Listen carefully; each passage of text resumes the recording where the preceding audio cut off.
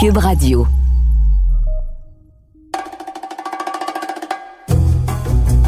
Richard, on reçoit un invité qui est né la même année que toi, 1961, qui a lui aussi vécu quelque chose de marquant avec Expo 67.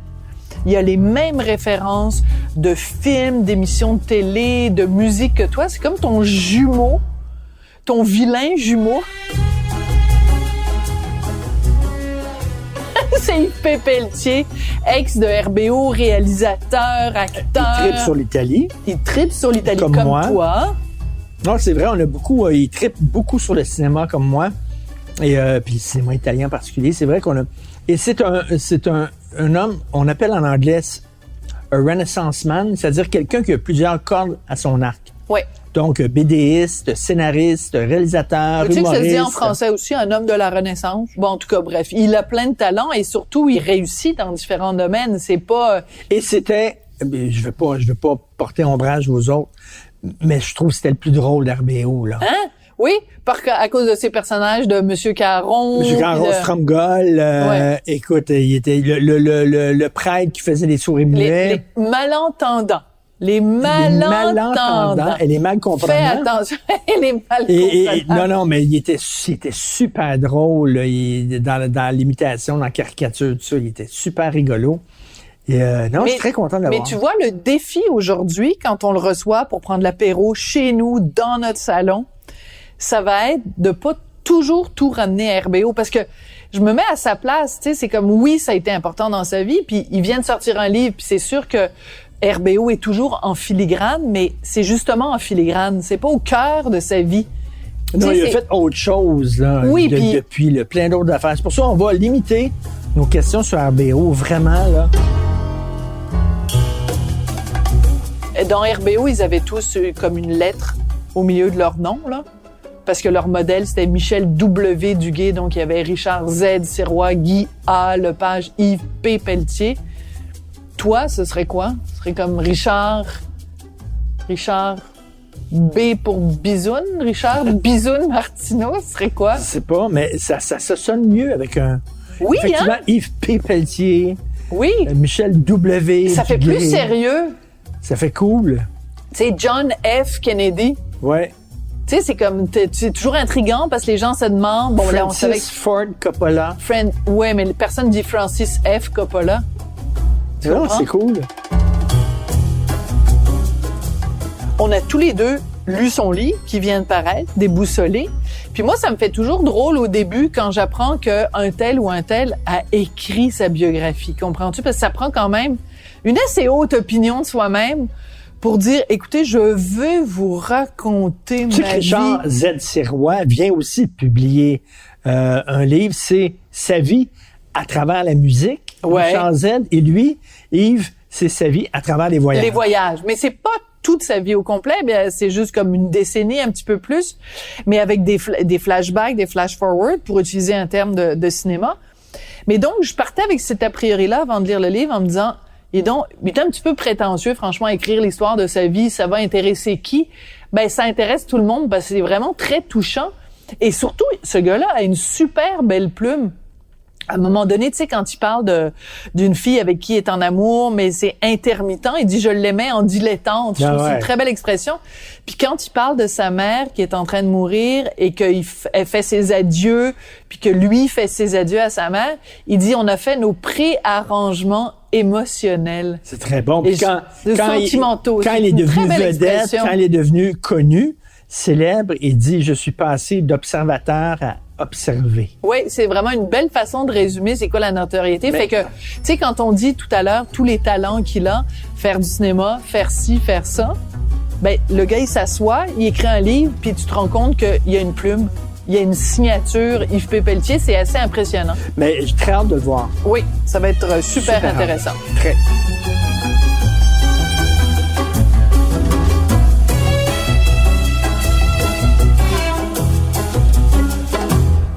À chaque fois qu'on reçoit des invités, on leur demande ce qu'ils ont envie de boire. Toi, tu as choisi le Prosecco. On imagine que c'est parce que tu aimes beaucoup l'Italie.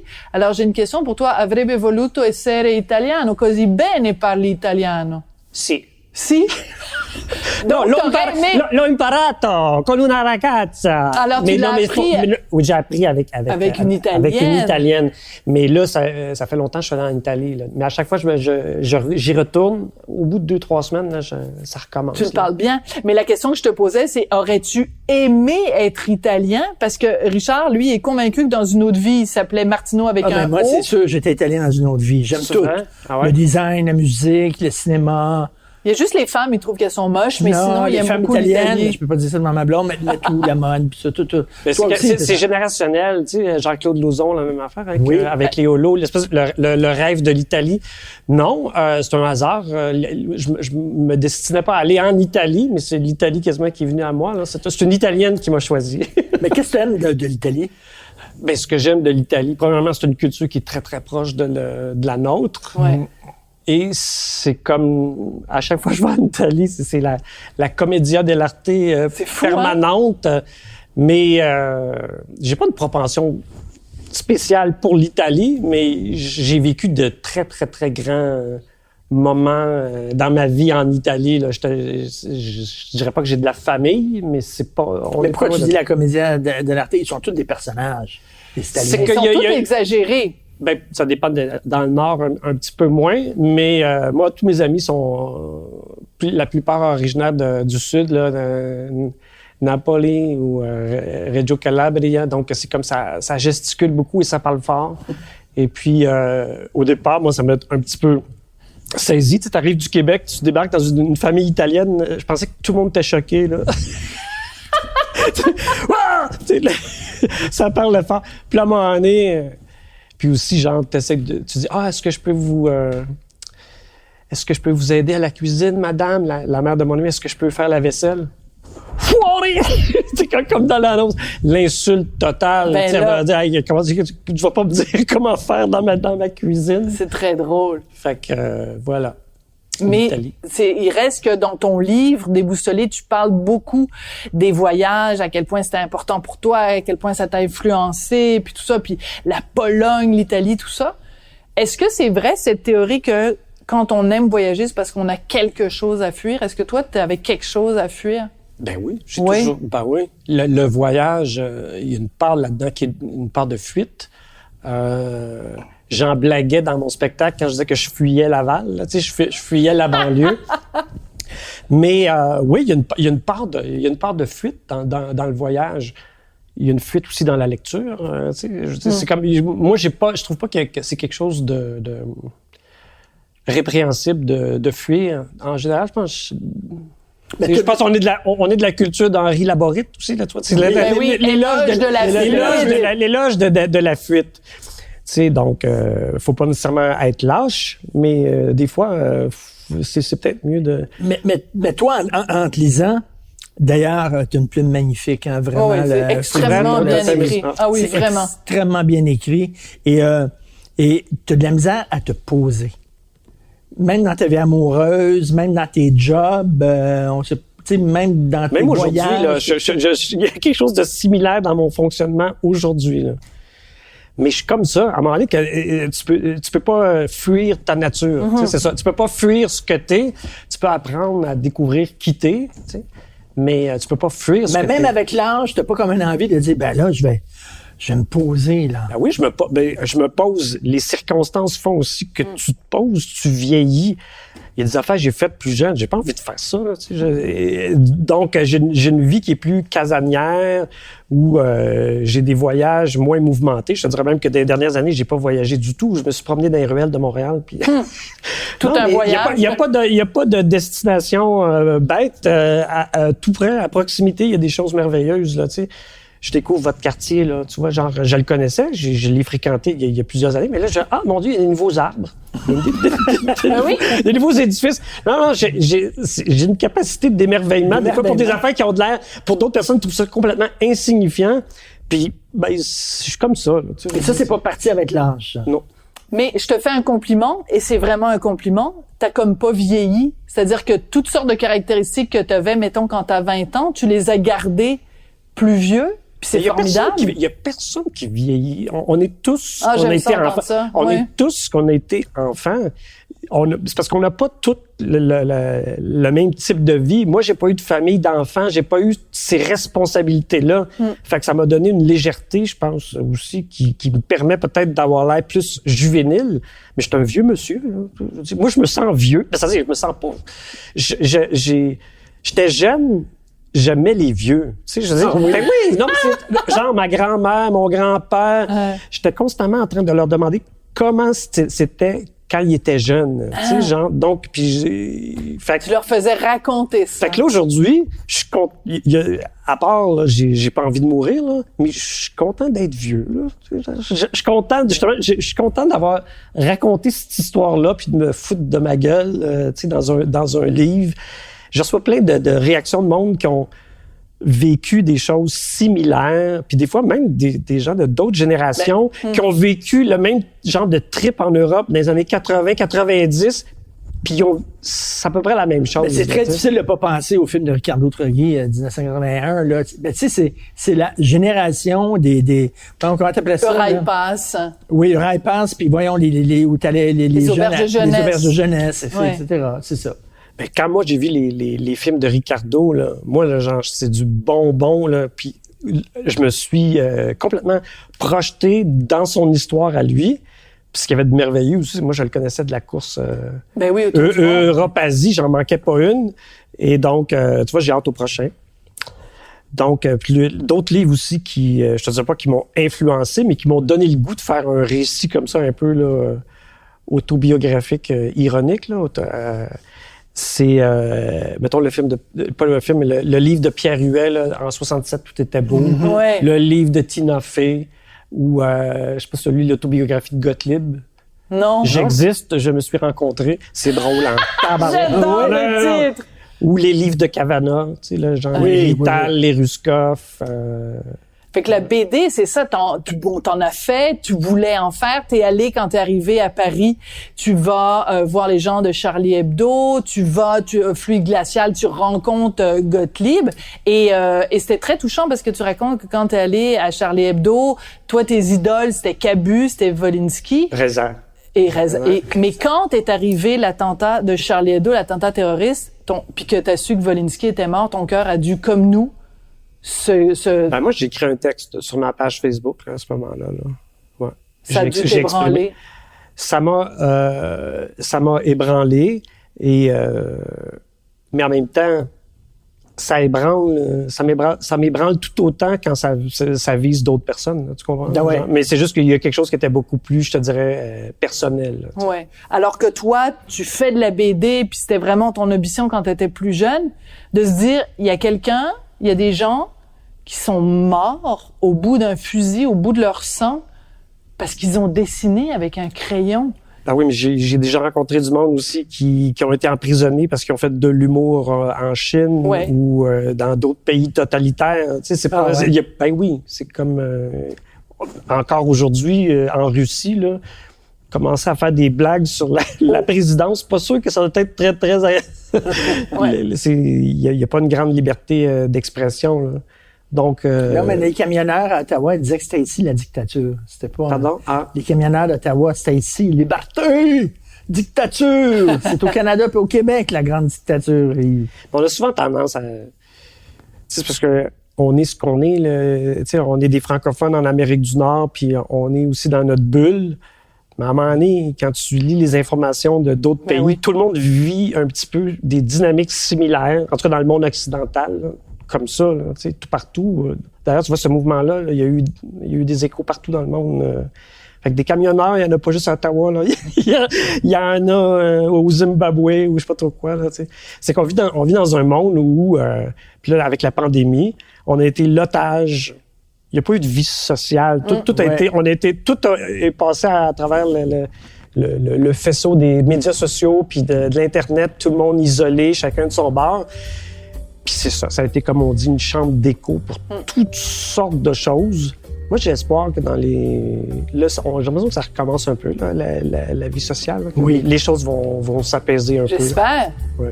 Est-ce que ça t'a... Moi, je viens en paix, en tout cas. Ça, moi, j'ai l'impression d'être un promoteur de la paix.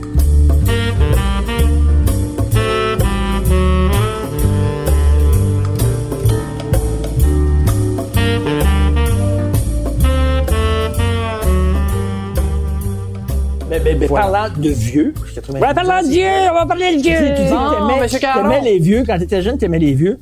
Monsieur Caron, il y avait quelque chose de... Parce qu'il y a peut-être des gens qui pensaient que tu riais des vieux, mais il y avait quelque chose d'extrêmement touchant là-dedans. Bienveillant, Au contraire, même. là, C'était pas volontaire. Il s'est venu en l'interprétant puis en ajoutant des strates puis des strates. Puis souvent, c'est qu'on faisait Monsieur Caron, parce que vu que c'est un maquillage élaboré, Oui. ben, avec Michel Poulet, on disait, on va faire ça en fin de journée. Fait que là, puis là, j'en faisais 3-4 de fil. Puis à un moment donné, on a fait celui de Noël, où subitement, j'en ai fait un plus sur le mode trémolo. Puis là, après, on fait la prise. Puis là, qu'est-ce qu'on fait avec ça? Il dit, c'était plus émouvant que d'autres autres. Je dis, j'aime ça. Il y a un petit côté où j'aime ce côté-là. Fait que d'être à la limite de l'émotion, c'est pas quelque chose qu'on vivait souvent dans RBO, là. Mais tu sais, genre... mais je te dirais que... Monsieur Caron, c'est le grand-père de Guy, c'est ma tante. C'est un monsieur qui allait à ma caisse populaire. Puis que, tu sais, quand tu vas à la caisse, là, puis il s'en va jaser, là. Ah, mon Dieu. Puis il y a 22 personnes qui attendent derrière. Puis là, t'es pressé. Mais il était tout seul. M. Caron parle tout le temps de sa C'est la vie. solitude ça, aussi. Puis moi, ça a été C'est mon premier l'isolement. emploi. Mon premier emploi, j'étais réceptionniste pour un hôpital malade chronique, l'hôpital de la Visitation sur Henri Bourassa. C'était toutes des vieilles dames. Donc, c'est l'équivalent d'un CHSLD, là, tu sais, donc des femmes en perte d'autonomie. Puis, il y avait des personnages, là, tu sais, il y avait des madames, toutes sortes de madames. Puis moi, vu que j'étais à la réception, là, j'avais rien à faire, là. Tu sais, il y avait 3 étages. J'avais juste annoncé les fins des visites. Il est 9h15, les visites sont terminées, Donc, ça reste souvent que celles qui pouvaient se déplacer venaient me piquer une jasette à la réception.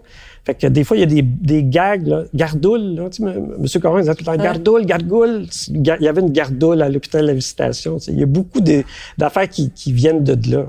Puis qui déparlait aussi, j'ai le cancer général, puis tout ça. Ça, il y a beaucoup de grands. Il y a le grand-père de Guy, mais c'est aussi, puis tout le côté un peu hypochondriaque, ça, c'est ma tante. C'est très drôle. Fait que T'en as mal. moi, je te dirais, tout RBO, même quand on riait du monde, les gags les plus cruels, moi, je peux dire, je les ai faites avec affection. Genre, tu vois, je suis pas d'un naturel belliqueux, puis c'est arrivé des fois où j'ai fait des gags cruels sur du monde. Je me souviens, là, à un moment donné, j'étais dans un bar sur Laurier, puis il y a Pierre Flynn qui est là. Puis on a fait un gag, mais tellement chien sur Pierre Flynn. Fait que là, je m'en vais. Je commence à y faire la jasette, puis là, je commence à y parler d'Octobre, puis là, il dit, ça me fait du bien que tu me dises ça. Je dis, il n'y a pas du tout de personnage. Je dis, moi, je peux juste te dire, j'étais un fan d'Octobre, de toute ta musique. Tu sais, à l'époque, il n'avait pas recommencé à faire sa carrière solo. Oui, ça. Fait que, voilà. Le groupe québécois, j'ai vu le plus souvent spectacle, Octobre. Vraiment, j'étais un fan fini, moi aussi. Mais c'est intéressant que tu décris quand tu avais ta job où tu travaillais comme une résidence pour les malades chroniques, parce que c'est là, dans ce genre de circonstances-là, que tu te développes justement comme observateur. Tu regardes comment les gens se comportent, puis tu es déjà en train de nourrir ce que tu vas devenir après. Et à un moment donné, dans ton livre, tu parles de la notoriété et tu dis ce qui a changé, c'est que je suis passé de observateur à observer.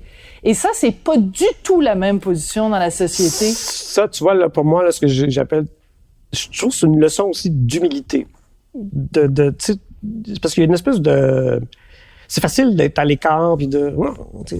Tu regardes les choses de loin, puis... De haut? Mais là, non, c'était pas de haut. On peut dire quelque chose, j'étais tellement nerd, là. C'était pas de haut. De loin. C'était plus genre comme ça. Puis là, subitement... C'est plus toi qui observes le monde, c'est toi qui es observé, tu sais. Donc, c'est intéressant aussi à vivre, mais ça bouleverse une vie totalement, là. Puis, tu sais, le producteur Daniel Harvey, producteur télé, nous avait dit à l'époque, les petits gars, le lundi matin, quand vous allez sortir dans la rue, votre vie va changer, là. Puis il avait raison. Parce qu'il dit, ben là, non, on fait des spectacles, on fait de la radio. Non. Là, il dit, vous passez à la TV, les amis. C'est drôle. Daniel Harvey, c'était le producteur des Chouettes Sophie. Il y a du monde qui appelait ma blonde de l'époque comme ça. Allô? Ah oui, bonjour. Tu sais, pour parler de l'émission, tu sais. Elle était en tabarnak. Tu sais comment dire? On va dire, Christy, ma propre famille m'appelle pour dire, hey, c'était bon le sketch, ça l'affaire. C'est ça que tu m'appelles juste pour me dire ça. Mais ça, c'est vrai que c'est pas facile pour l'entourage aussi de passer de elle a son existence propre, puis elle est rendue juste la blonde de Yves. Puis aussi, c'est parce que, tu sais, on avait une vie avant, puis là, subitement, t'es sur la rue, puis là, les gens t'apostrophent, puis là, tu sais pas comment, tu sais, tout le monde, n'importe, allô, bonjour, puis là, on peut-tu aller à l'épicerie, on peut-tu faire, fait que ça a été, pour moi, donc, d'être le centre de l'attention, ça a été une école aussi, là. J'ai appris aussi à... Tu aimais ça? Je me nourris pas vraiment de ça, mais la notoriété, ça donne des avantages, là. J'ai une carrière où j'ai fait toutes sortes d'affaires. C'est à cause de ça, là. Je dis, c'est à cause que RBO, on a eu une certaine notoriété qui fait qu'après, c'est ce qui fait que j'ai écrit un livre, que j'ai fait de la BD, que j'ai fait un documentaire au Nunavut, que j'ai réalisé 2 films. Avec ma personnalité, là, je sais pas si je... Mais quand... T'aurais eu cette opportunité-là. Moi, en solo, là, j'aurais été probablement dans quelque chose de plus discret, puis tu sais, je sais pas où... Tu sais que t'étais un nerd tantôt. Oui, oui. J'ai encore nerd. Moi, là, j'aime ça regarder le canal Savoir. Toutes les émissions, là, tu sais, mettons, le canal Université, ou même à l'époque, tu te souviens, là, il y avait l'astrophysique pour tous avec Hubert Reeves. Alors, oui. Et moi... J'aimais ça! Oui! C'est intéressant. En plus, tu dis, mon Dieu, j'ai des cours gratis. Je retournerai à l'école. Pour vrai, là, sans niaiser, quelqu'un me dirait, va aller, ou quelqu'un va me parler d'une... qui tripe une discipline, ben je suis curieux, là, tu sais, genre j'ai encore cette fibre-là, cette curiosité. Mais même dans ton film Les Aimants, à un moment donné, il y a justement toute une théorie sur l'attraction magnétique puis tout ça. Donc il y a toujours un côté, même si c'est culturel ou artistique, il y a aussi un côté scientifique justement de nerd dans ses livres. Ouais, mais ça c'est pas ça je te dirais c'est plus ésotérique là, ouais. Parce que j'aime ça aussi ces trucs-là. Tu sais, mettons le tarot, l'astrologie. D'ailleurs, maintenant, on est dans une société où tu crois à ça ou tu serais que le jeu qui t'intéresse là-dedans, quoi? Ben, je crois à ça. Je crois au jeu. Le tarot existe. Donc, pourquoi le tarot existe? Il existe pourquoi? Quelle est sa fonction? Pourquoi il y a de l'astrologie dans le journal? Alors, ce que ça veut dire, c'est que ça veut pas dire que le pouvoir divinatoire de l'astrologie, mais ça veut dire que ça doit être utile, en quelque part, dans notre fonctionnement. Quand tu regardes le tarot, la façon dont c'est organisé, tu dis, c'est quasiment comme de la psychologie du Moyen-Âge. Comment eux autres, ils réussissent à décortiquer l'âme humaine, puis comment quelqu'un qui veut apprendre, ça peut être des bons instruments d'auto... de connaissance de soi. De connaissance de soi, puis c'est un jeu. À partir du moment où tu commences à jouer, tu sais, mettons le jeu de la synchronicité que j'explique dans le livre. Ouais. À un moment donné, ça joue pour vrai. Parce que c'est les associations que tu fais avec ton cerveau, peu importe si c'est toi qui le détermine ou si tu es en train de projeter l'affaire, ça marche pareil. Donc... Moi, un de mes trips, et tu sais ça, Sophie, c'est que je rentre dans la librairie, puis je pogne un livre, puis j'ouvre au hasard. Puis écoute, 3 fois sur 4, je tombe sur une phrase qui me parle, qui me dit quelque chose au moment de ma vie où je suis présentement. C'est très bizarre. J'avais une décision très importante à prendre qui allait changer le cours de ma vie totalement. Et, laquelle, Richard? Et de sauter dans le train de Sophie qui passait devant moi. Est-ce que je saute dans le train ou pas? Et puis ça change ma vie. J'avais une blonde et 2 enfants. Sophie rentre dans ma vie, puis je sens que le train passe, puis je saute dedans ou pas. J'étais vraiment, écoute, je pensais... Je vais dans un truc où ils vendent des magazines, Esquire, puis dans Esquire magazine, ils demandent à des gens connus vos leçons de vie. OK? What I learned. Ça s'appelle What I learned. Qu'est-ce que j'ai appris? Puis c'était Al Pacino. Puis il y avait une phrase, je tombe là-dessus. If you don't go, you won't know. Et là, j'ai dit, OK, that's it. Pacino vient de me parler. Mais en même temps, le livre était déjà déterminant parce qu'il y a quelque chose où t'as pas ouvert un livre de recettes. T'as pas ouvert les recettes de Sœur Angèle. Tu comprends? Donc, déjà, toi, dans ta façon dont tu vas le... Mais, peut-être aussi tu aurais ouvert quelque chose d'autre, là, un magazine sur la géographie, puis tu aurais trouvé quelque chose qui va te... Oui. C'est peut-être toi qui le parler. place. Ça, je vois ça, moi. C'est toi qui le vois. Donc, c'est ça. Le jeu fonctionne. Donc, tu Oui. vois, le jeu fonctionne. Parce que tu vois bien ce que tu veux y voir Puis aussi. ça t'a pas coûté 80$ de l'heure pour aller économiser de l'argent. Exactement. Sinon, T'as d'aller juste voir à aller un à petit. la librairie puis tu sors un livre.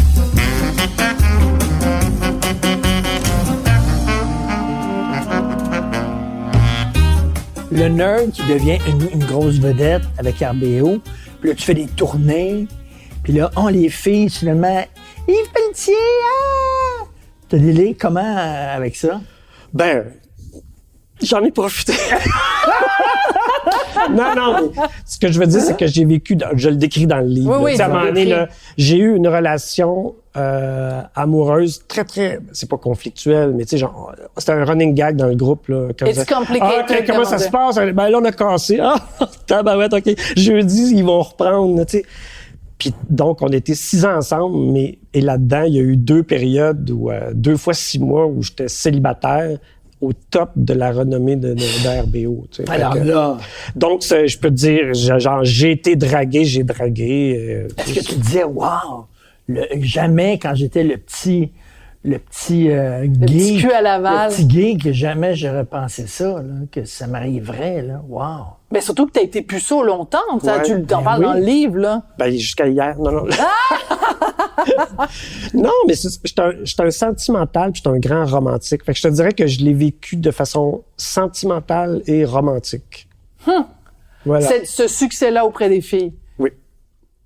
Donc, il y a des moments de grand bonheur là-dedans. Là. Tu sais, tu sentais- je vais pas tout raconter, Non. là, mais je veux dire, c'était pas, j'ai pas vécu une bohème rock'n'roll. Là. C'est avec tel que je suis là. Tu sais, genre Mais innocent et sentimental. Robert- Mais d'ailleurs, je peux raconter ça. C'est dans une autre époque de ma vie. J'ai eu une blonde pendant plusieurs années. Puis donc, elle m'avait toujours dit, quand on s'était rencontrés, « Ah ouais, RBO, je connais ça. Ouais, de l'elfe sauvage. Ouais. » Tu sais. Puis à un moment donné, j'arrive à la maison, puis elle pleure. Puis je dis, quoi, qu'est-ce qu'il y a? Je dis, qu'est-ce qu'elle va m'avouer? Elle dit, c'est parce que j'ai regardé dans le garde-robe, là, tu sais, puis je dis, quoi, qu'est-ce qu'il y a dans le garde-robe? Elle dit, j'ai vu le costume de Stromcol. puis là, oui, puis, ben, elle dit, c'est parce que je te l'ai jamais dit, là, mais, elle dit, j'étais vraiment fan de RBO. Fait que là, j'ai dit, mais pourquoi tu me l'as pas dit? Ben, si je te l'aurais dit, peut-être que tu serais pas intéressé à moi, tu sais, ça. Très drôle. Puis là, je dis, mais en autant que tu me demandes pas de me le mettre à la maison. Ouais. Mais elle était émue parce qu'elle avait vu le costume de Tu sais qu'il y a une fille qui a c'est déjà drôle. demandé à Michel Barrette de s'habiller en IA pour faire l'amour Je avec sais, elle. j'étais là aussi. T'étais là! C'est très Mais drôle. tu disais tantôt, Ouais, c'est tu as vraiment réalisé un premier long-métrage qui s'appelle Les Aimants, que Sophie et moi, on a adoré. Adoré. Moi, je me souviens, j'avais écrit, j'étais critique de cinéma à l'époque, j'avais écrit un cinéaste aîné en voyant ton film. Non, mais t'en mais- avais parlé aussi à TQS. Là. Ben oui, T'étais- à Flash. À Flash, mais c'était fait une un belle critique. très, très bon film. Et pourquoi tu réalises pas plus de films? T'en as fait 2. T'as fait après ça Le baiser du barbu, puis Ben, c'est pas des films qui ont été faciles à monter puis à faire. Là. Tout le monde Pourquoi? croit. Ben voyons donc. Tu sais, genre, ça a été fait avec, premièrement, 22 jours de tournage. C'est pas assez. Avec un peu de Non, c'est juste parce que c'est un type de projet qui n'ont pas convaincu les institutions, là, Ah même ouais. à l'époque. Donc, ça s'est fait à force de persévérance et de détermination. Fait que, à un moment donné... t'as plus cette patience-là de te battre pour monter un film, puis tout ça, tu disais. Ben moi, j'ai des projets. Là, j'ai encore des projets, mais tu sais, j'ai aussi fait d'autres choix. Exemple, quand j'ai fait Partir autrement, ben gars, ma carrière a été pas en otage, c'est trop fort là, mais mettons genre oublie tout. Oublie tout oui. le reste. J'ai voyagé pendant 2 ans de temps, puis j'avais quelques petits contrats ponctuels quand j'étais à Montréal. Mais sais-tu quoi? Je reprendrais la même décision aujourd'hui. J'ai trippé. Donc, c'est sûr qu'après, t'arrives avec ton projet de cinéma, puis là, t'es rendu je sais pas combienième. Oui, parce qu'il y en a d'autres qui ont pris la place. Tu présentes les choses. Puis, admettons, moi, je te dirais, là, mon karma, là, c'est tout le monde dit « Wow, c'est le fun, j'aime beaucoup, beaucoup ça. » Puis quand c'est le temps de voter, toute la gang ensemble, t'es tout le temps, mettons, si en prennent 6, t'arrives 8e. Tu comprends? Mais le dépôt d'après, t'es encore 8e. Tu sais, t'es jamais dans la... Fait que, moi, la façon dont je le prends, c'est que j'ai eu bien du fun à faire ces films-là. C'est le fun aussi de savoir qu'ils ont été appréciés. Si j'ai la chance d'en faire un autre, oui. Si j'ai pas la chance d'en faire un autre, ben ça sera ça.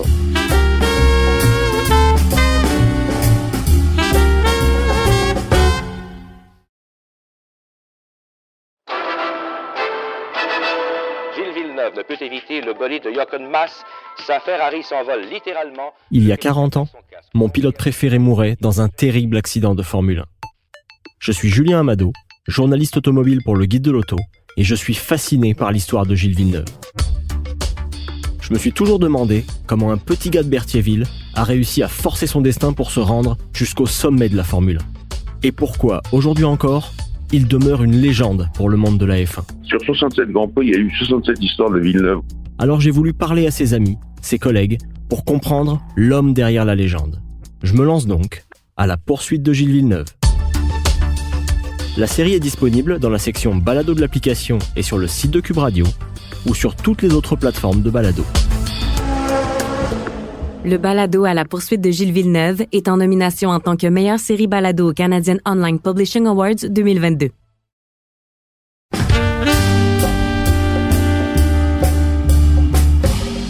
On parle beaucoup de ton livre et bon, évidemment, c'est extrêmement bien écrit. Il y a beaucoup de moments très drôles et au cœur du livre, il y a ce drame quand même dans ta vie, ton frère François qui meurt alors que tu es à l'étranger et qui meurt de la pire des façons, c'est frappé par un gars sous au volant.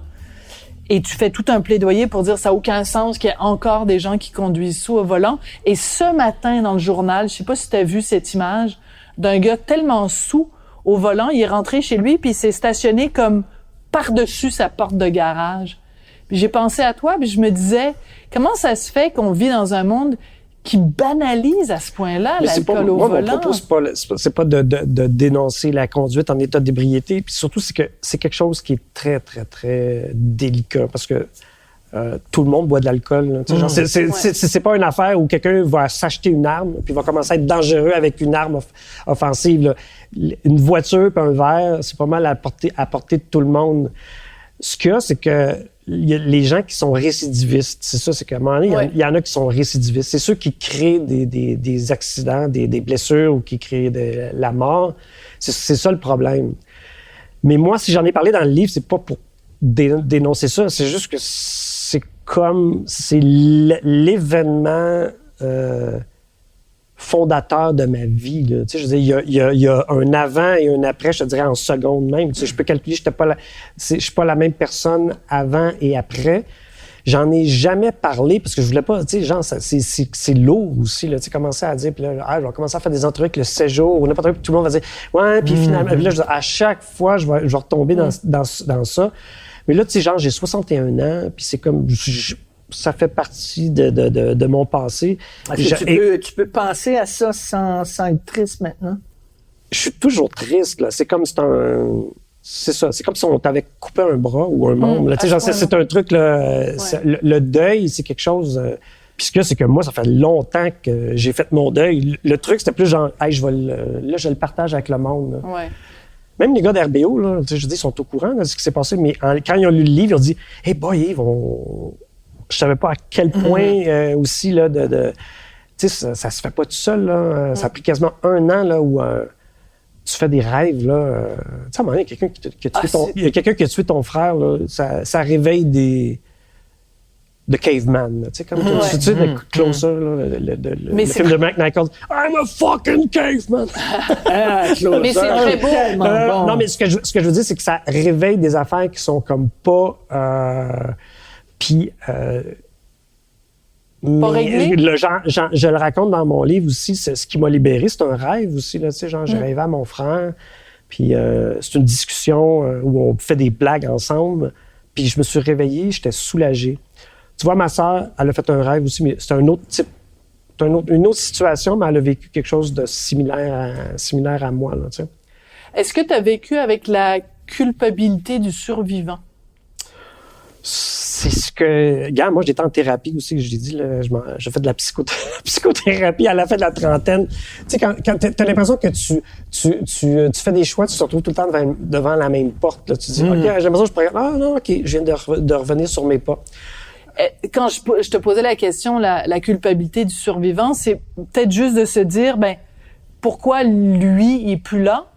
Puis moi, est-ce que j'ai une responsabilité? Vu que je suis là, faut que je vive à 100 000 à l'heure, faut que je vive toutes les choses que lui ne pourra jamais vivre. Non. Je l'ai pas. C'est-à-dire que peut-être que je l'ai fait inconsciemment, parce que de toute façon, ce que c'est que ça a été un très, très, très grand drame, mais c'est aussi là un coup de pied au cul, là. Tu sais, la vie peut se terminer là. En un instant, la vie peut se terminer. Donc, c'est ça, je suis quelqu'un d'instinctif. Là. Mon instinct m'a dit, vas-y, fonce, aie du fun. C'est ce que tu as fait. C'est ce que j'ai fait. T'as pas d'enfant, hein? Non. C'est un choix que tu as fait assez rapidement. Ben, c'est un choix. Non, la vie choisit pour... Tu sais, un gars aussi choisit pas... Tu sais, un gars tout seul, là. Tu sais, un gars tout seul qui aime voyager, là. Qui aime ça partir, là, les 3-4 mois, puis revenir, puis qui dit, moi, je vais avoir un enfant. Ben non, ça marche pas, là. Moi, là, Yves, je vais avoir un enfant. Non. Donc, tu comprends que c'est pas nécessaire. C'est pas moi, mais j'ai toujours été extrêmement transparent dans mon choix de, moi, la façon dont je vis, puis mon goût pour les voyages, ça se fait incompatible. Non, mais ça se fait voyager en famille, ça se fait voyager. Mais dans les fêtes aussi, ce que je suis aussi comme personne, quelqu'un de solitaire, indépendant, c'est pas nécessairement une belle recette pour partir une vie de famille. Donc, en général, ça décourage les personnes avec qui je vis. Oui, Il faut dire que ta relation avec ta mère n'était pas particulièrement facile. T'en parles, c'était pas évident. Même si vous êtes réconciliés à la fin, on sent Elle était contrôlante. Oui, mais c'est une personne... Comment je peux dire? C'est ça qui est de troublant, c'est que quand ma mère est décédée, puis là, elle était sous les opiacés, tout est sorti. Elle nous a tout raconté sa vie, mais pas juste sa vie matérielle, mais aussi ce qui lui a occupé son cœur et son esprit pendant toute sa vie, tu sais. Fait qu'à un moment donné, t'as ta mère qui est gelée, là, sur la morphine à l'hôpital, puis elle commence à te raconter des affaires, puis blablabla, comment qu'elle visualise ses dernières volontés, puis que là, c'est avec la vieille maison familiale. Puis là, d'un coup, tu te rends compte que oh mon Dieu, mais souvent, je rêve, moi, à cette configuration-là qu'on avait à la maison. Là, je parle à ma sœur, elle dit, toi, elle a dû jamais penser à cette affaire. Fait que tu te rends compte, tu dis, hey, je rêve comme ma mère. Il y a comme dans son imaginaire, fait que tu te dis, est-ce que c'est elle qui, quand j'étais enfant, elle m'a inculqué quelque chose ou parce qu'on est proches l'un de l'autre? Fait que je pense qu'il y a quelque chose où il y a une connexion. Est-ce qu'elle a été heureuse dans sa vie? Oui, je pense qu'elle a eu des moments heureux, mais tu sais, c'est une personne angoissée. Mais surtout, c'est que, tu sais, elle a travaillé à la bibliothèque. Et encore aujourd'hui, tu vois, genre, il y a des gens qui me contactent parce qu'ils lisent ça puis disent, Yves, ta mère, là. C'est parce que mes amis à l'école allaient à la bibliothèque. Puis ils disaient, bonjour, Madame Pelletier, je suis dans la classe de Yves, je fais une recherche sur les renards ou je sais pas trop quoi. Ah oui! Elle voulait beaucoup les aider. Ah, ouais. Elle a travaillé aussi à la Maison des Arts à Laval. À chaque fois que RBO, après moi j'allais faire un spectacle à la salle André Mathieu, tous les techniciens, tout le monde était là. Ah, le fils à Janine! Ah, c'est drôle, le fils à Janine! Non, mais il me... Puis là, je disais, OK, donc tout ce que moi, là, je raconte à ma mère, là, eux autres, là, le gars de follow spot de la salle André Mathieu, il est au courant. Il est au courant de ce qui se passe dans ma maison. Mais c'est très touchant parce que tu parles de cette ressemblance-là que tu as découverte sur le tard avec ta mère et des ressemblances avec ton père aussi. C'est très touchant quand tu dis à un moment donné que tu regardes les films de Super 8 que ton père faisait et tu dis on cadre pareil. Et il vient toujours un moment dans notre vie où on se rend compte malgré nous, à quel point on ressemble à notre père, à quel point on ressemble à notre mère. Ce moment-là, je pense, c'est là qu'on devient adulte. Ben, ça fait longtemps que j'étais adulte, parce que je m'en suis rendu compte assez rapidement. C'est pour non, ça mon père, tu vois, mon père, on parle de cinéma. mon père, là, il a vu tous les films. Tu sais, il allait au cinéma Le Verdi ou Roland Smith, là, les premiers cinémas de répertoire des début des années 60. Il allait voir des films incroyables là, d'art et d'essai. Ah oui. Puis après, quand moi j'arrivais, puis genre, je voyais ça, soit j'allais à l'Outremont ou la Ouentoscope, puis là, je disais, ah oui, j'ai vu un film d'un tel film allemand. Ah, je l'ai vu. Puis là, ah oui, puis je dis, puis comment t'as trouvé ça à l'époque? C'est spécial. C'est tout? Oh, ouais. C'est genre, dans un espèce de goût pour l'originalité, mais il n'est pas capable de mettre des mots dessus ou il n'y a pas une analyse. C'est juste qu'il y avait quelque chose qui... Il aimait ça, les films. Mais il était allé les voir. Mettons, Bizarre, les cinéastes italiens, là, Fellini, Pasolini, Antonioni, même, écoute, exemple, mon père, on n'avait pas le droit de regarder la télé la semaine chez nous quand on était jeunes. Okay. Fallait que j'allais chez les voisins. Ah, je vais aller jouer. Je vais aller jouer chez mes amis. Je regardais la télé chez les amis.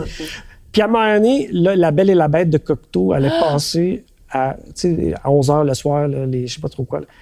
Et là, exceptionnellement, non seulement j'ai le droit ils m'ont réveillé, parce que pour que je regarde ce film-là.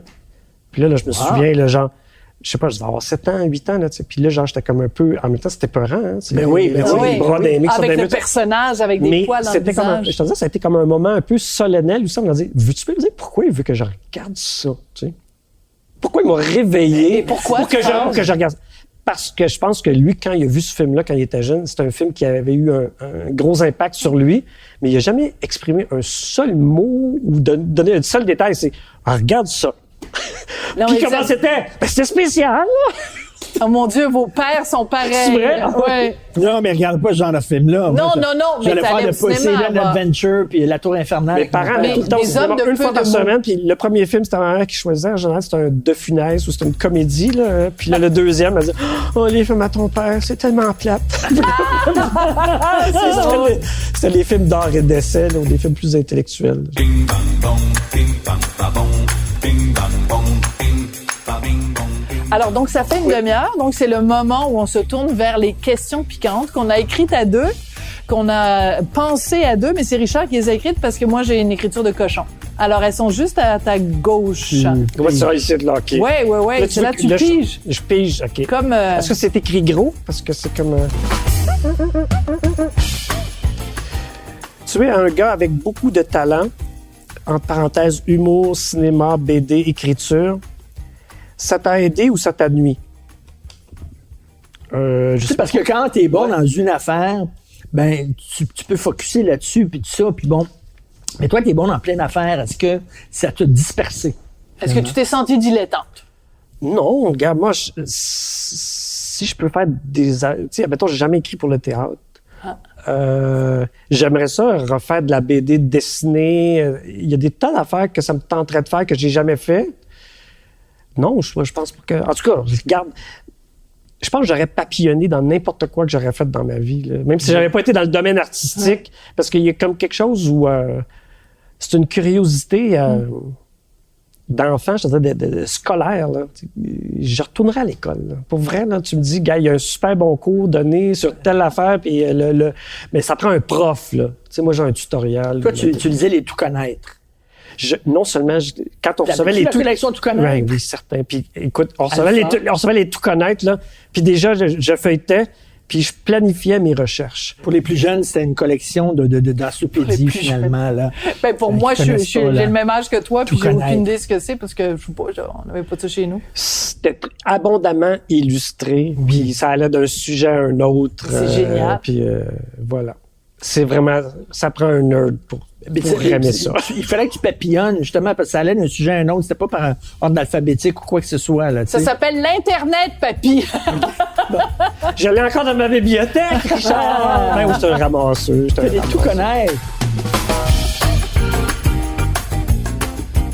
Autre question. Autre question. Oh, ouais, j'ai hâte. Moi, ça va être crunchy, là. Il va y avoir des crunchy. À l'époque de RBO, vivais-tu bien avec la controverse? On était un groupe. Fait que c'est comme... Le stress se partageait entre vous? Oui.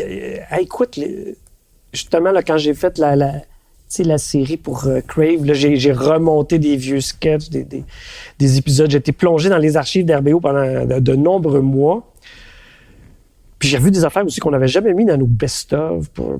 J'ai retrouvé vos articles aussi. Vous avez écrit souvent sur RBO. Merci. Vous étiez... On était vous étiez élogieux. Oh non, mais je suis un fan fini d'RBO. Vraiment, là. Vraiment. Mais sur mon sujet, la controverse. Donc, tu sais, il y a eu les controverses de l'émission de Pâques. Putain, je me souviens que c'est quoi l'émission de Pâques? L'émission de Pâques, il y avait pas Super Jésus, mais il y avait Xerox, c'est une crise de bonne machine. Il y avait le chef Gros-Lot, Lo Henry, puis il y avait Kenny. OK? Et là, c'est là où, genre, à l'époque, là, tout le monde dit ouais, on pouvait faire ce qu'on voulait. Hey, boy, quand tu lis Claude Jasmin, ce qu'il écrivait à l'époque, s'il y avait eu des médias sociaux, là, ça aurait fait... Vous étiez mort.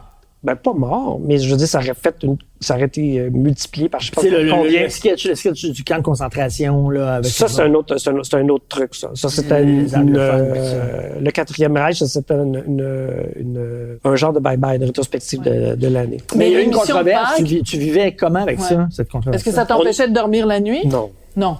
T'en foutais? On s'en foutait pas, mais c'est juste comme... C'est ça l'avantage d'être en groupe, c'est que tu partages les joies, tu partages aussi les... Fait que... Puis ce qu'il y a, c'est qu'on était très, très valorisés. Il y a du monde qui aimait ça, là. Il y a eu des critiques dithyrambiques de tout ça, là. Fait que c'était comme genre... Puis moi, j'ai tout le temps la même opinion, là. Si ça te plaît pas, regarde d'autres choses. Moi, les affaires qui me tapent ses nerfs ou que je trouve scandaleuses, j'y regarde pas, là, tu sais. Je me nourris pas de ça. Ouais. Puis les controverses faisaient en sorte que, aussi... Ça vous rendait même encore plus populaire? C'était de la bonne publicité? Même en tout cas, non, moi, j'ai jamais vu ça comme ça, là. C'est comme... Puis, ce qu'il y a, c'est qu'on focus souvent là-dessus, sur cet aspect-là d'RBO, mais notre humour, là, il y a toutes sortes d'affaires. Hein. Il y a des affaires très, très enfantins, bon enfant, les slow-mo. Les slow-mo, oui. J'en ai écrit des slow-mo. Là. Mon père, c'est un adepte de jeux de mots. La plupart des fois, si ça venait de son répertoire directement, t'arrives en famille après. Ouais! Est-ce qu'il te le reprochait? On voit où tu piches tes gags. Puis moi, le gag que je disais souvent, c'est que il y a moins de slow-mo ces temps-ci dans l'émission. Comment ça se fait? C'est difficile à écrire. Non, les slow-mo, là, ça prend moins de temps l'écrire que la durée du sketch. En général. Puis j'étais tout le temps la victime des slow-mo. Je faisais partie de la famille. Autre. Ah ouais, un autre crunchy, là. Ouais. Bing bong, bing bang bong, bing bang ba bong, bing bang bong, bing. Tu aimes beaucoup la culture, le cinéma étranger, Marguerite Duras, etc. Te sens-tu à l'étroit au Québec? Non. Je lis ton livre et tu parles d'Alain Robbe-Grillet. Écoute, tu parles... Joseph Conrad. Oui, c'est ça, quand même, t'es très cultivé, il faut le dire. Là. D'ailleurs, tantôt, je veux avoir ton imitation de Marguerite Duras. Je veux la voir. Il va falloir que je la pratique. Là. Non, mais on l'a. J'ai fait Marguerite Duras à France Culture en 1980. Ça existe en quelque part. Là.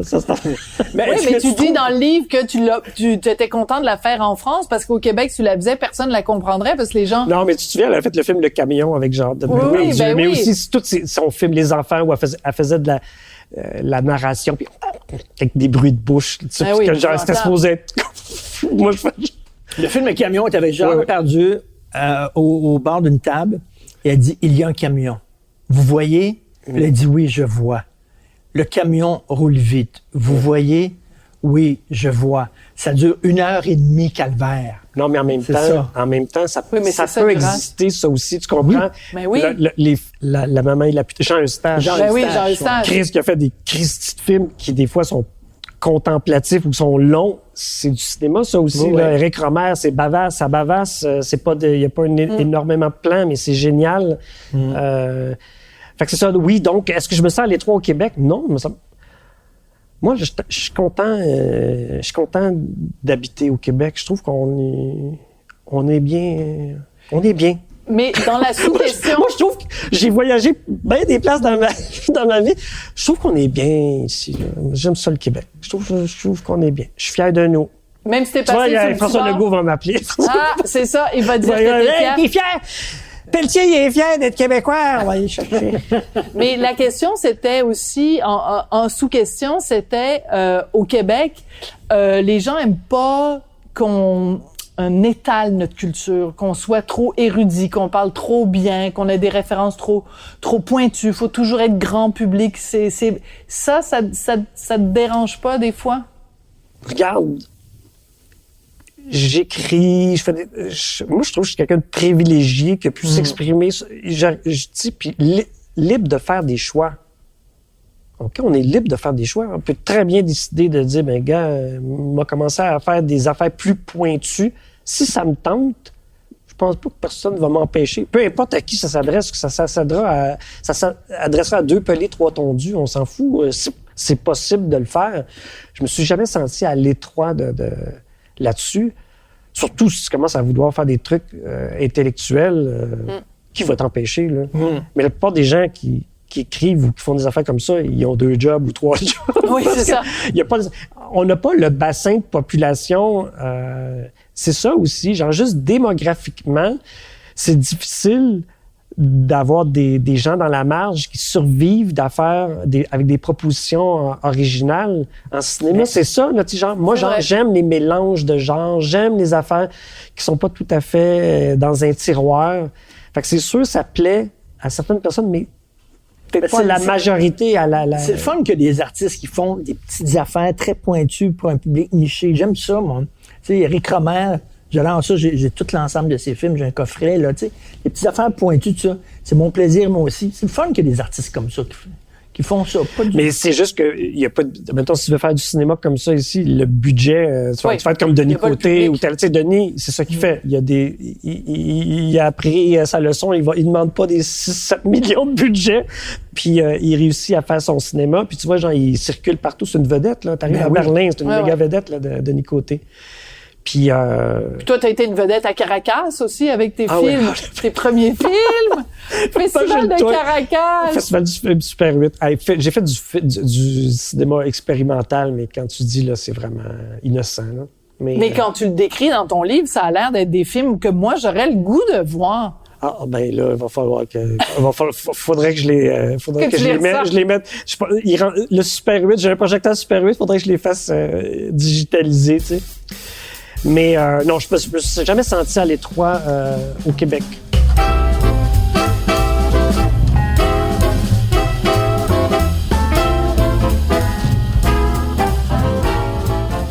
Tu dois mimer un personnage célèbre. Non. Non, ça va de là de, tu sais, quand on joue à la boulette, là. Ouais. Tu as eu comme prof Pierre Bourgault, Pierre Foglia, Jean-Claude Labrec et Pierre Falardeau. Crois-tu avoir été à la hauteur de leurs attentes? Je pense pas qu'aucun d'entre eux avait des attentes par rapport à moi. Écoute, c'est génial que tu aies eu ces 4 profs-là, ces 4 personnes-là comme mais prof. j'en ai eu d'autres tout aussi géniaux, mais qui sont peut-être moins connus. Claude-Yves Charon, je sais pas si tu connais ce prof que j'ai eu en cinéma? En communication, un prof de méthode. En tout cas, c'est un bonhomme phénoménal. Si j'écris un autre livre, c'est sûr, on m'a parlé de Claude-Yves Charon. J'ai eu Bruno Roy comme prof de français quand j'étais au secondaire. Emma Martel, prof d'histoire. On la connaît pas, Emma Martel, hein, mais genre, elle répondait à toutes mes questions en secondaire 2 quand je parle. Donc, oui, j'ai eu des Pierre Bourgault. Pierre, écoute, c'est dans son cours de communication orale, il riait, là, il trouvait ça drôle. Pierre Foglia, je m'étais inscrit à son cours de journalisme.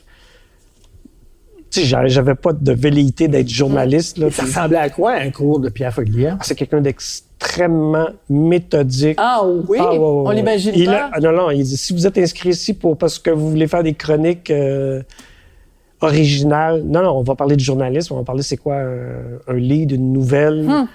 Puis, non, j'ai adoré ce monsieur-là. Puis, à un moment donné, je suis allé le voir parce qu'au bout de 5-6 cours, tu sais, je suis allé dire, hey, faut que je t'avoue, je me suis inscrit parce que, tu sais, genre, je voulais savoir c'était quoi ton cours, mais je serais jamais journaliste. je peux te avoir une note de passage. Ah oui. Je dis, je vais faire tous les travaux, t'as l'affaire. Puis là, il dit, il va falloir que tu travailles. Moi, te faire passer, là, mais il va falloir que tu travailles. Fait que moi, j'écrivais, je faisais des articles, des affaires comme ça. Fait que des fois, il m'écrivait, j'ai encore ça chez moi, là, j'ai tout ça en archive, je te ramasse ça. Là, il était des commentaires dithyrambiques, t'écris, t'as une super belle plume, telle affaire. Le travail suivant, la semaine d'après, oublie ce que je t'ai dit, c'est pourri, t'es pourri. Mais t'as gardé tout ça? Oui. Jean-Claude Labrec, on a fait une lutte étudiante parce qu'on avait un autre prof de cinéma qui nous avait été assigné puis on n'était pas contents. Là, tu sais. Il nous donne comme prof Jean-Claude Labrec. Imagine-toi, Caroline. Un ours bienveillant. Puis moi, genre, je faisais du cinéma expérimental. Imagine-toi, j'ai jamais senti une seule fois une lueur de jugement dans son regard, alors que ça n'avait pas ce qu'on voulait faire comme film, ça n'avait aucun rapport avec... Quel grand bonhomme, hein? Ah non, vraiment, je l'ai adoré. Puis c'est quelqu'un de... pas nécessairement souriant, là, mais il y a une présence rassurante, apaisante, puis en même temps passionnée, là, tu sais, genre, très bon prof. Puis Falardeau, Carl. Pierre Falardeau. Cinéma et société avec Pierre Falardeau. Il y avait 2 groupes. Un groupe où il était dans l'auditorium, tout le monde était là, puis il donnait un show. Puis vu que le cours était tellement populaire, il avait ouvert un autre. Puis c'était plus tard en soirée, un autre jour de la semaine, et là, on était 20. On était 20, puis on avait Pierre Falardeau pour nous. Puis là, à la fin du cours, c'était tout le temps genre, on va prendre une bière. Très drôle. Puis il était très, très, très généreux de ses commentaires et tout ça. Fait que quand moi, j'ai demandé une bourse au Conseil des arts pour faire un film expérimental, j'avais demandé d'être mon répondant. Il dit... Pelletier, puis il m'appelait Pelletier. Pelletier, t'es sûr de ça? Parce qu'il dit, c'est une institution canadienne, quand ils vont voir mon nom, pas ceux qui vont te le donner. Oui. Puis là, j'ai fait lire mon projet, puis il dit, oui. Pelletier, il dit, je comprends rien. Je comprends rien, là, ce que tu veux faire, mais c'est drôle, là. C'est drôle. Très drôle. Fait qu'il avait signé mon affaire, tu sais. Autre dernière question. C'est la dernière.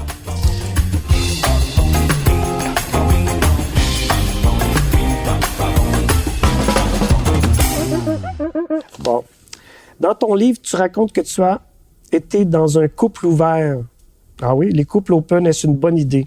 Ah oui, je dis ça dans mon livre? Un couple open? C'est parce que avec ta blonde, là, Cali, vous viviez... Non, c'est parce qu'on n'était pas un couple. Ouais. Je dis, c'est parce qu'à un moment donné, quand t'es pas un couple. Ouais. Mais est-ce que c'est bon, c'est pas bon? À ce moment-là, à l'âge que j'avais, là, aucune espèce d'expérience... Non, j'ai jamais été dans un couple ouvert où tu décides, là, c'est ouvert. C'est plus genre, mais j'étais souvent dans des relations sentimentales, amicales, affectueuses où personne ne se promet rien. Tu sais, on s'entend, ça, oui, mais même, tu racontes quand même dans le livre des fois où... Ça fonctionne. Ouais. C'est juste que c'est pas nécessairement pour la pérennité d'une union, c'est pas... Ça peut s'en aller d'un bord comme de l'autre, n'importe quand. Il y en a tout le temps un qui l'accepte mieux que l'autre. Non? Ouais, mais dans les fêtes, là, regarde, ça marche. Ça marche très bien, ça. Entre personnes... Non, mais entre personnes consentantes, bien intentionnées, puis franches, open, transparentes, ça garde... Ben oui, ça fonctionne très bien. Parce que tu racontes quand même où t'es avec une fille, puis là, bon, ben, tu t'en vas à Paris où elle s'en va ailleurs, puis là, tu couches avec une autre fille, puis après tu reviens, puis après vous vous avouez mutuellement. Ah ouais, j'étais un adolescent attardé, là, tu comprends, là, c'est pas du tout assumé, là, tu sais, il y avait aucun choix.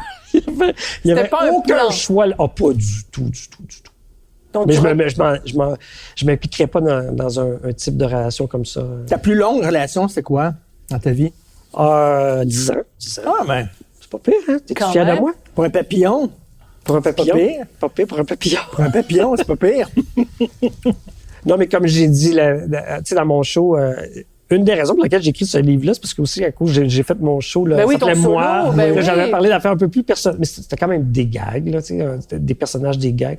Mais il y avait un bout sur l'amour, puis je parlais Puis là, au fur et à mesure de la tournée, je rajoutais des gags, je parlais d'affaires plus personnelles. Puis là, moi, ça me fait rire, là.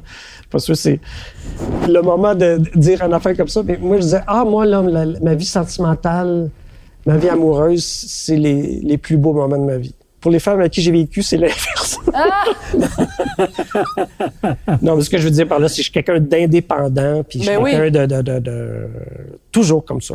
Donc, est-ce que je suis quelqu'un de fidèle, mais je suis indépendant, puis je suis solitaire. Ouais. Moi, j'étais un gars qui était de couple. Je suis bien seul. J'espère. Mais mes Tu m'annonces périodes ça dans ma soir? vie où j'étais célibataire, j'ai pas aimé ça. Moi, j'ai une question J'ai pas aimé complètement ça. out, là, complètement Oui, coq à vas-y. l'âne.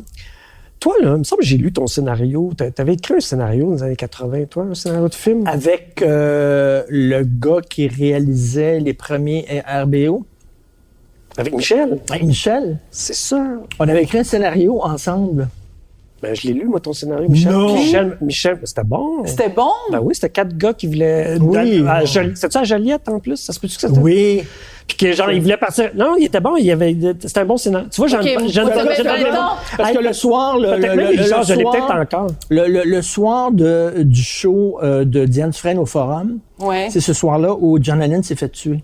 OK. Alors, c'est quelqu'un qui va voir le show de Diane Dufresne, il sort et il apprend que John Lennon s'est fait tuer. Et lui, quand il était jeune, il y avait un ban. OK. Puis il décide, écoute, c'est tellement cliché, je m'excuse, c'est un lieu commun total. Il décide de faire revivre son band de jeunesse. Puis il va voir tous ses anciens chums pour faire... On a écrit les ça en une Beatles, semaine. ouais. Là. C'était bon, Michel. non, mais C'était Michel bon. me l'avait... J'ai peut-être Michel même... me l'avait fait lire, Ben c'est oui. drôle. My God, j'ai Bon, complètement ben alors, oublié ça. j'ai deux scénaristes, ouais. peut-être un futur réalisateur, peut-être mon mari. Non, pas en tout. Écoute, Yves, ça a été un Très plaisir. le fun. Era un piacere. Ouais, très fun. Moi, j'ai Mille grazie, mille grazie. Mille grazie a lei. Grazie. Grazie.